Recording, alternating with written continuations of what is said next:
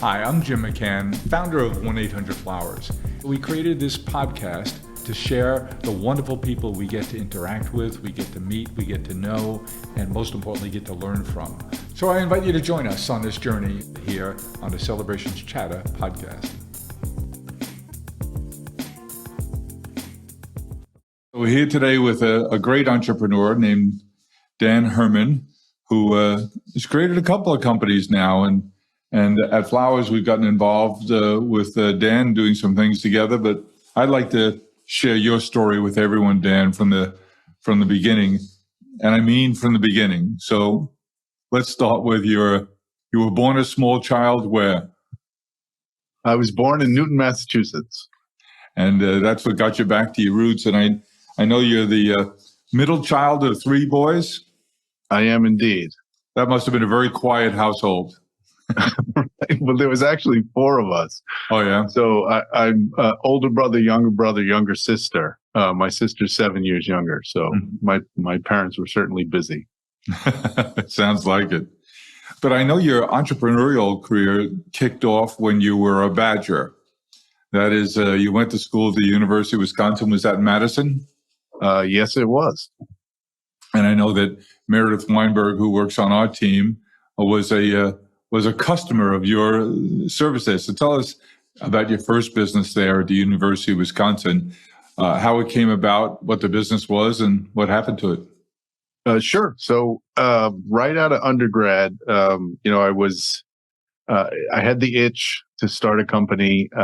I did not want to leave Madison. I really loved my years at the UW there, and we were thinking with a couple of friends of mine, we were just kind of brainstorming ideas of what we might be able to do. We did not have any money to start the company, so we really were kind of limited. We stumbled on laundry because we figured, hey, we had to, conquer this. You say you stumbled on laundry. Was that because it was piled up in the corner of your room? Well, I think that's part of it, because I lived in a house with 11 other guys in college, and laundry was a constant problem. And so it was a shared pain, I guess. And so we thought, we didn't know much about really doing laundry well, but we figured a lot of people would pay for the service. So we got started. Me and Reg, one of my closest friends, still to this day, we started this company, and we basically just started with household washer and dryer and just doing people's laundry. And we built it from there. So something you hated to do yourself, you said, well, there must be a lot of other people who hate doing this too.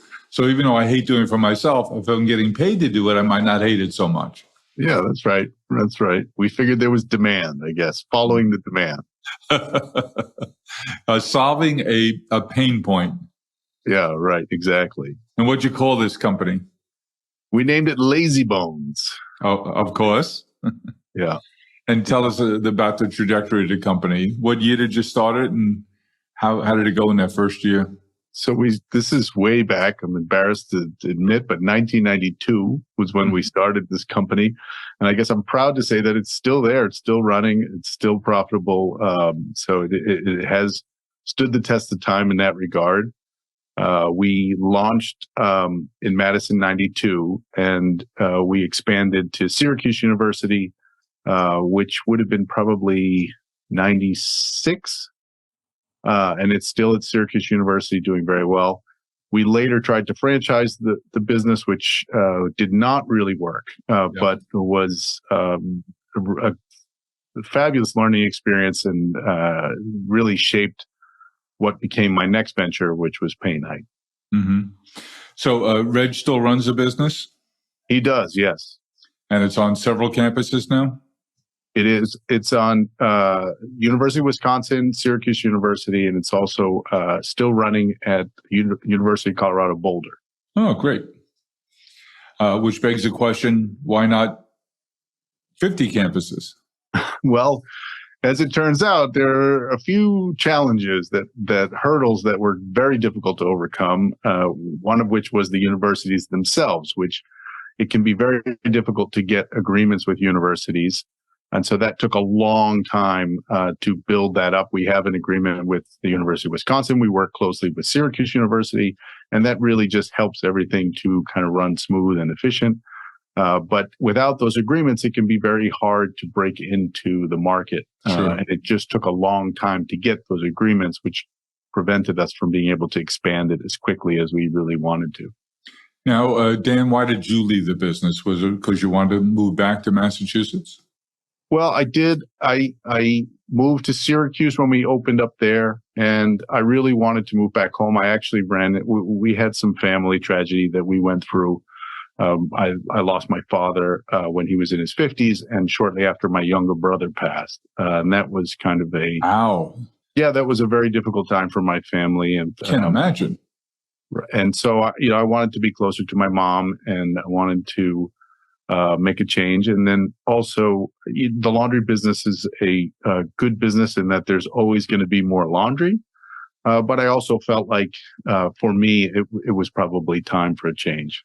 So back in Massachusetts, I'm going to guess you're out at a party or at a bar, and someone says, "Hey, I brought in a painter, and we're going to do a project together." Am I guessing right? And if so, if not, tell me how it started, where the idea came from. Not quite. So I went to a friend's birthday party. I was single late into my life, and I was in my early 40s, and I went to a friend's birthday party, which was in a painting studio, and there was a lot of friends that got together, and they were all going to paint, and it was just a lot of fun. I really enjoyed it, and I felt like it would work really well if we took it out of the studio and put it in a bar. I think because at that time in my life, I was very much social and going out, trying to make new friends, trying to build community. And this seemed like a very good avenue to do that. And we launched, we just found a local art student, Shannon Pan, who I've lost touch with. But anyway, after this, I suspect you'll be hearing from Shannon again. Yeah, maybe. I hope so. She was a dynamic person. But anyway, she agreed to do it. We held our first event in Boston, and actually it was in Cleary's bar, and in the downstairs. An Irish bar in the Boston area? Yeah, I know. It's shocking. Yeah, there was actually a blackout in Boston that very night, the first night. It was back in 2012. Did you cause it? I don't think so. Although I think it was like I don't even think there was a big storm or anything. I think it was a random failure of something on the electrical grid. But there was a blackout all over Boston except Cleary's bar. That was like, for some reason, I have still to this day have no idea. But the event went off without a hit. It's clearly divine intervention. I don't know how you could have any question. It did feel like it. Maybe it was I did have a drink or two, so maybe that's why it felt like divine intervention. But so Cleary's bar, you decided, hey, I had a great experience at the friend's birthday party. I remember you saying when we chatted once before that you thought the art teacher wasn't quite attuned to the fact that what they were doing was supplemental and not the main act, that they didn't realize that the real act was the fun and the conversation and the community building and the sharing that was going on while they were doing the artwork. I think you mentioned that the art teacher might have been overzealous in the art side of it. Yeah, I think that's right. I think the community, people want to be with their friends, their family. They get out of the house, and the project, the painting, is really just the excuse. Yeah, the excuse, the activity that kind of shapes everything and really gets you in that. It lets you access a vulnerability relative to your friends and family, where you're not great at this, but everybody's trying, and that kind of opens things up. But I do think the host really kind of fades into the background, and they're just there to kind of help you along and make sure you don't fail. But it's really the interaction with others that makes it special, makes it fun. Well, at Paint Nite, what you do is you gather people, and that's what you're saying now is, yes, you're getting together to do something that involves painting, but it's secondary. It's fun. It gets you to do things you wouldn't have done otherwise. I think the fact that people are a little vulnerable when they're doing that, they're exposing their talent or lack thereof, all of which helps to lighten the atmosphere and the mood, so that people can relax and let their guard down and interact and have fun. and get to know people better, make fun of themselves perhaps, make fun of other people, and just have fun.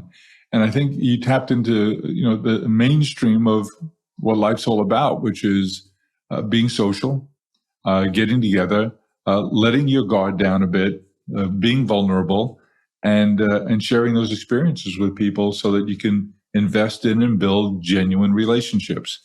The fact that you switch the venue from a studio to a restaurant or a pub in the community where people could have a glass of wine or so, just helps that whole atmosphere. And I know, having been to several of your events, you can almost predict the volume in the room as the event goes by, because people at first are a little uncomfortable, then they not sure what it's going to, then you can see them physically just relax, and then you can see them go into overdrive and just have fun. And that fun lasts beyond the night, Dan. I see with social media, people are all posting about pictures of them with their new friends or their old friends or their cousins or anyone that they came with or new friends that they've made. They're posting their work. It has a magnification beyond that evening itself that is quite remarkable. What have you learned about the experience itself and your journey as to what makes it so special?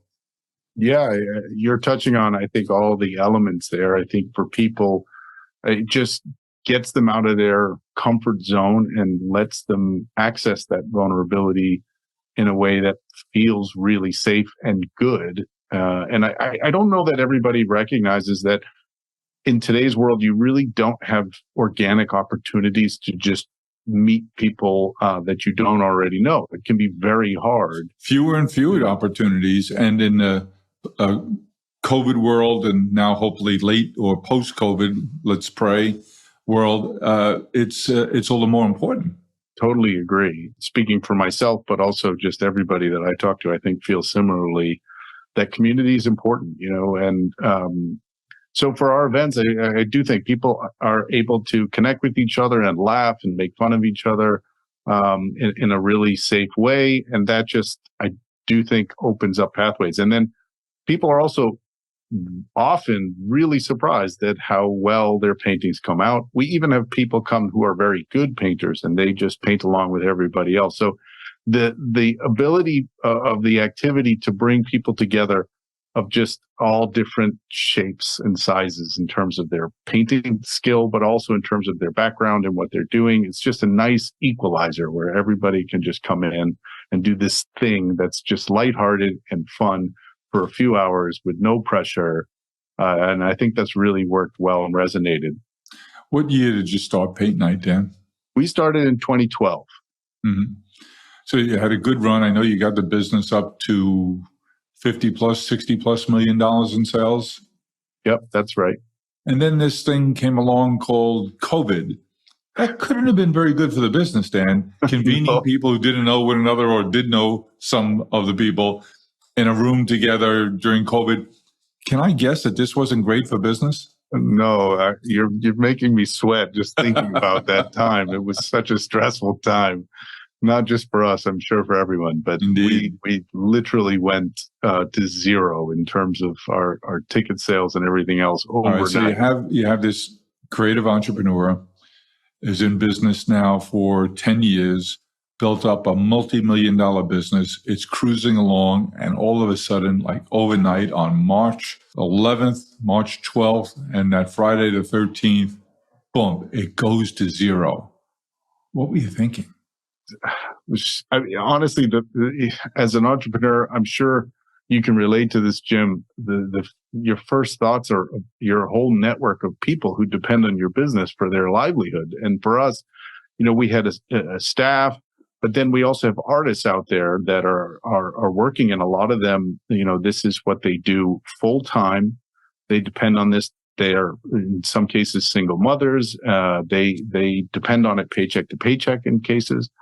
So that was really scary to think through, because just to shut down the business just cuts off that revenue stream for people. And at least for me, that was really, really stressful and scary.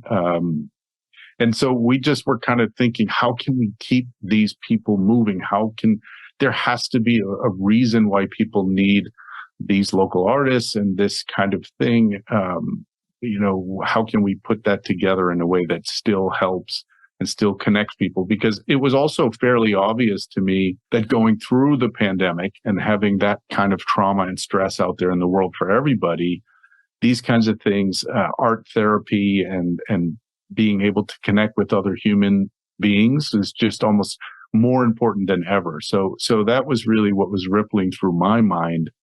And we were able to pivot into virtual events. We were able to pick up and start doing our events over Zoom. And eventually we were able to also build up a nice corporate team building business that we did virtually, which worked out very well and did help us to keep everything moving. You did the pivot to digital. You did the pivot to corporate events because every business was trying to find a way to, how do I keep my people together? How do I work on the culture of this place? Everyone's working from home. Its productivity dropped. People's personalities were changing. Loneliness was an issue that all of us as employers and managers and team members were concerned about for ourselves, for everyone around us. How successful was that shift to digital? We moved very quickly. We did manage to keep the business together. I wouldn't say it was as successful as we were with our in-person. I think our in-person was always at the heart of what we believed in. But the virtual worked pretty well, especially for companies. So we tried doing it public with ticketing. But really, the problem we ran into there was our business is really driven by local artists doing events in their community. And of course, virtual means that they can go everywhere with the events. So the best people in virtual were able to continue to run events. And we did have some revenue coming in through that angle.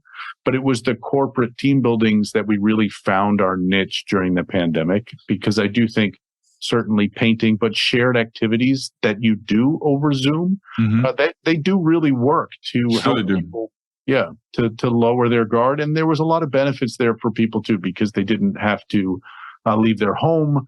They were not doing it with friends and family, but with coworkers. So that changed things. Whereas the public side of our business is in person because you want to be with your friends and family and you want to see them and laugh with them and do all those things. But with coworkers, sometimes the travel and going out and the expense associated it doesn't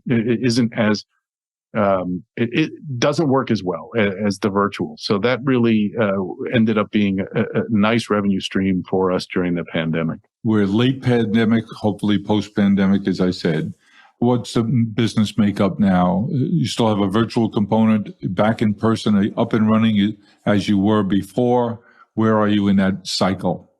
Yeah, so we are not back to where we were before the pandemic, but we are building back our in-person. So we did lose a lot of our network because people's lives changed so much during the 3 years of the pandemic, but we've started building everything back. And I'm happy to say the in-person side of the business is growing again. We're adding 2 or 3 new artists every week, which is nice. It's good to see people getting back together in this way. What do you see on those new artists coming in? How many of them are still in the program 6 months after they start? So, we get, in terms of applicants, we're getting a couple of hundred every week, which is a big number, but most of them don't end up really being the right fit. And so I would say we boil that down, and then for the people who get started, once they reach 3 or 4 events, they really don't leave. That really is the magic number where they start to get really hooked and they really love it, and they really go from there. And within those first few events, people do drop off.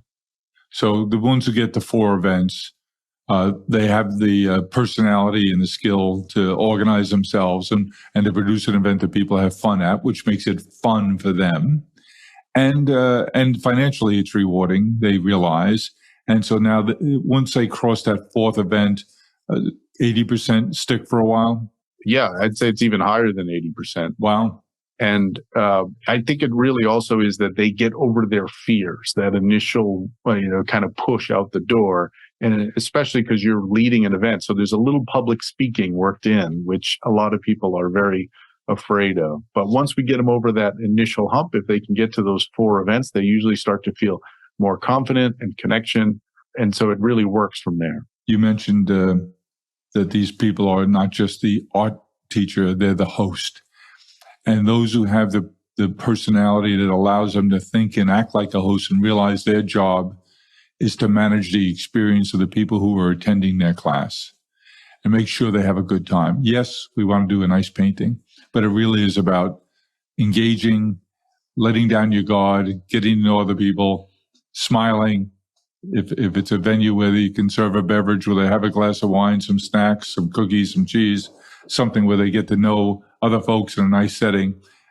I got to believe people are coming back, not just because they want to do a painting, not just because they have 3 more bare walls they'd like to put something on, but it's for the experience. It's for the camaraderie, for the deepening of existing relationships and initiation of new ones. Correct?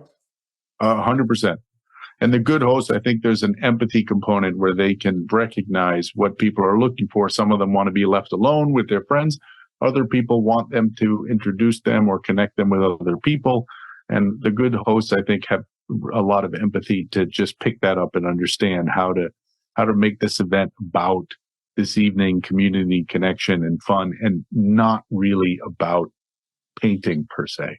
There's no day like a birthday. It's a time to celebrate. Every year, every wish that brought you to this point. Wrapped in birthday love, toasting a future as bright as the moment before you. The best gift is each other. Yeah. So what do you do to help your host, to screen for them, train them, to help them understand what their real job is? Yeah, so we talk to them at length up front. We explain, we try to give them the bad news first about what's going to be involved, what the work is and what the events are like, just to make sure that they're really passionate and committed. And that's really one of the qualities we look for, is that passion. They really kind of want to do this. They want to share what they love with other people, because I do think, just like all the great teachers out there that we've run across in our lives on many subjects, I think it's the ones who really love their subject that can really deliver it. But it's really not about teaching as much as it's about hosting. And so we use that language. We do have them go to other people's events. And then it's just a process. And we survey our customers heavily. So we look very closely and we make sure that that feedback that comes from people who attend the events makes it to the hosts, so that they can read what other people are saying and they can start to evolve as a leader of those events. Do you do anything on the front end to test for that? Are there any personality characteristics you've developed, or is that intuitive now and you've not yet gotten to that? That's an interesting way to think about it. We've never really done the personality test to find it. We usually just, get people, whether or not they can do it, get out in front of people. I think that's the first hurdle. And then we're using the surveys. Our events are typically intimate, so they're usually 30 people or less. And that creates an environment where we can get feedback. But there isn't a huge amount of risk relative to the community. And again, they're not an entertainer like someone who will stand up on stage, like a stand-up comedian or something like that, where your evening is going to be ruined if that person is just not good at what they're doing. Our events are really about people getting together.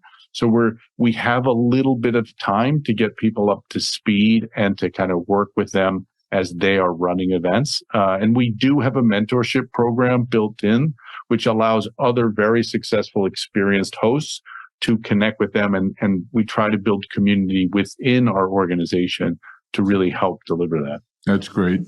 How many paintings has Paint Nite caused to be painted? I mean, we have now, in terms of people who have painted, if you're the gross ecosystem view, we've over 10 million people have painted paintings with us. That's a lot of paint and a lot of canvas.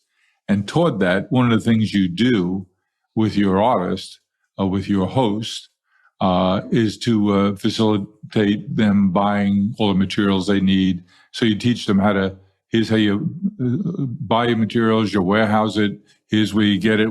You provide all of that as a service. So 10 million paintings is a lot of wall covering, a lot of paint, a lot of brushes, a lot of canvas, and a lot of laughs.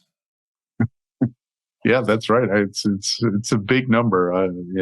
It's staggering to think about, but we hit that 10 million number during the pandemic, actually.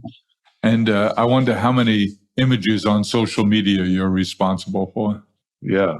A lot more than 10 million. That's right. People get very proud of the paintings they create, and they do like to share it, which is nice. Are you single-handedly trying to put the dating app industry out of business?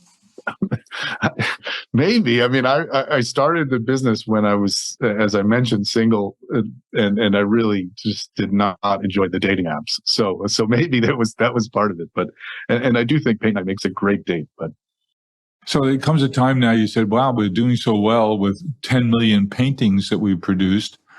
The concept is really about coming together to do something that's not in your normal routine. Maybe has something artistic or crafty or creative about it. So you've experimented beyond paint. Tell us a little bit about that. And that resulted in a name change for the company. Yeah. So we tried a bunch of different activities kind of organically. They come up. Most of our hosts are creative people. They're passionate about painting, but a lot of them are just passionate about creativity. So a number of different ones have come up through the years. We do a lot of Paint Nite events, which is just terrarium making. So just using like succulents and soil. And it's similar in that, playing with the dirt kind of gets your mind like out of its normal zone. It's definitely therapeutic. It's definitely therapeutic, 100%. So that really was an event. And it brings out the earth tones in the Cabernet. yes, right. That's right. Yeah, try not to get turned into your wine. But that event has worked really well for us. We do a lot of those. We do all kinds of stuff. We do some knitting. We do finger knitting. We started working with some flower arranging events. Hey. So, flower is a wonderful event. We make some ukuleles, and these often pop up organically. And then as we see traction, we really look to see whether or not they can work in different markets and things like that. But just events that are around something fun, something lighthearted, something that people can do in a couple hours that isn't really a class or anything elevated. It's just for fun. So here we are, early 2023. How's the business now in terms of its recovery from pre-COVID, the struggles and challenges, mix, everything going to digital, remote? Now, are you a mix now? How's the business doing? We are a mix. We are more in-person public again than corporate and private, which is a change because during the pandemic, we were about 75% virtual corporate events. Right. And we were 100% virtual throughout the pandemic. And now we're about 75% in person again. And that side of the business has been growing steadily. We started recruiting artists again about 8 months ago, and we've seen that really, really grow, and revenues have more than tripled since we started that process. So we're heading in the right direction. Things are starting to be fun again. We have one of the really fun things about this business for me has always been working with the artists who are really just generally fun, lively people. So it's really nice seeing that start to happen again. Let's put a shingle out there and say who makes a good host. And these are businesses; they could be part-time or full-time. But if you looked out across the landscape, and for the folks who are listening or watching this, saying, "Hey, that's me," who makes a good host? I think good hosts are first and foremost outgoing. So they like human beings. They want to be around people. They want to be social. I think that really helps. If you're really introverted as an artist, I think it can be a bad fit, even if you're a very talented artist. But you really don't need to be a talented artist to run a paint night. We can help you with the painting. You can't be afraid to paint, but if you like painting and you think you can learn, chances are that we can teach you. But really, it's about community. It's about wanting to be out in your community and connect with people. And we have successful hosts of all ages, of all ethnicities. So it really is broad. We have lots of men that work out great as hosts. So it's hard to pinpoint an exact quality or specific demographic. It's more just about people who kind of want to try something and want to get out there in their community and add something to their lives. And what about geography? Are there areas you're stronger in? And I wonder what the contributing factors to those being strong areas. Is it the one strong lead dog who has a big success and might be in Charleston, South Carolina, and she attracts three other people that know her and say, "I can do that too"? What are the ingredients in making a market strong, and where are those markets?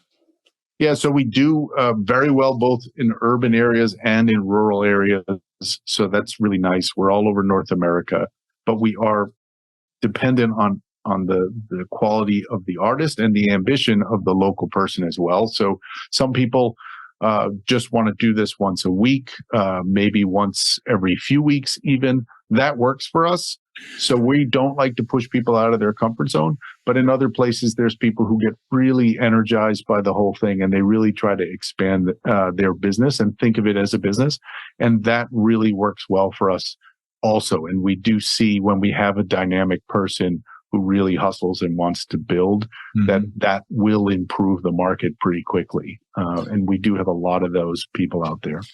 I'd like to change subjects a little bit here now, though, and talk about you.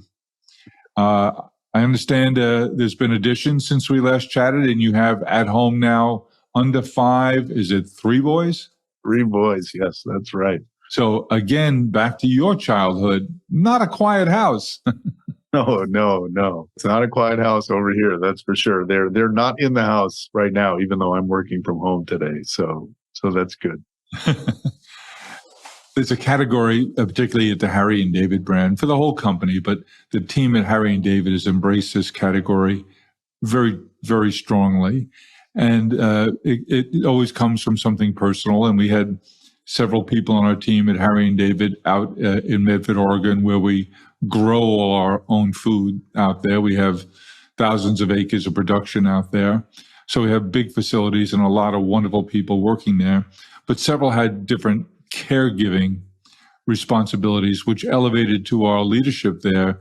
The whole idea is that there's a community of people who are involved in caregiving that perhaps goes underappreciated and underrecognized. And the team at Harry and David wants to position themselves and help people who are in that circumstance as primary caregivers to understand those special needs, to recognize them, to applaud them, and to create support infrastructure for them.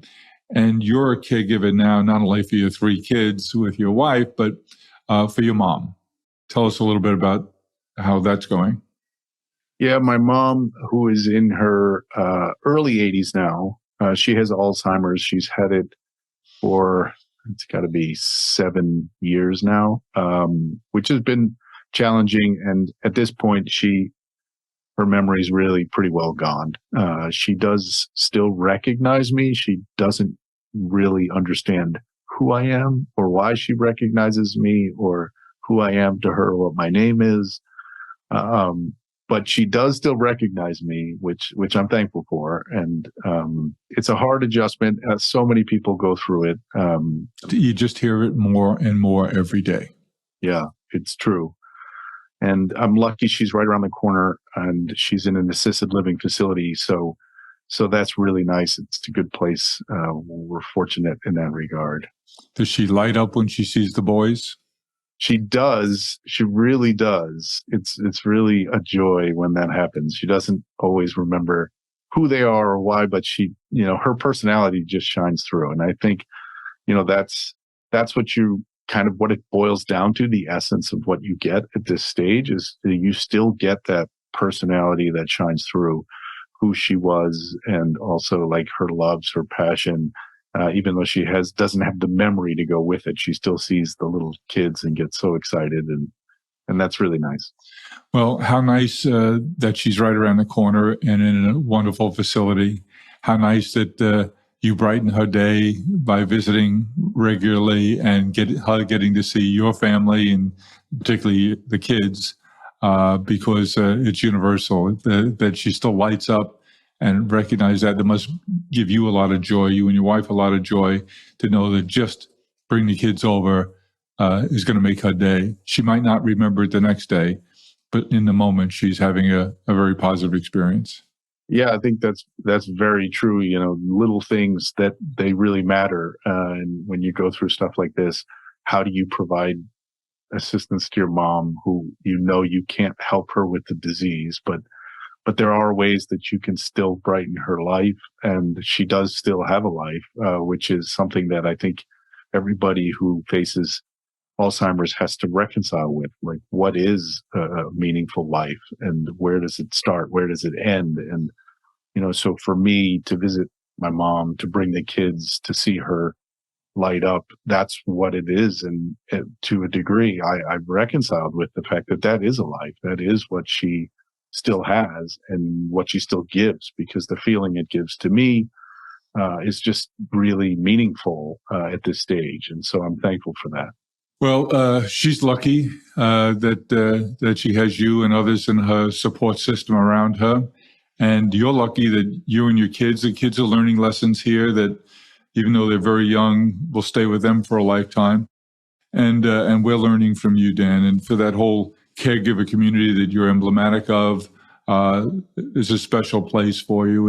And some of us are very fortunate that we get to do that, that we get to be caregivers, because it can be a burden from time to time, but overall, it's not a burden to take care of others and to bring special meaning to their life.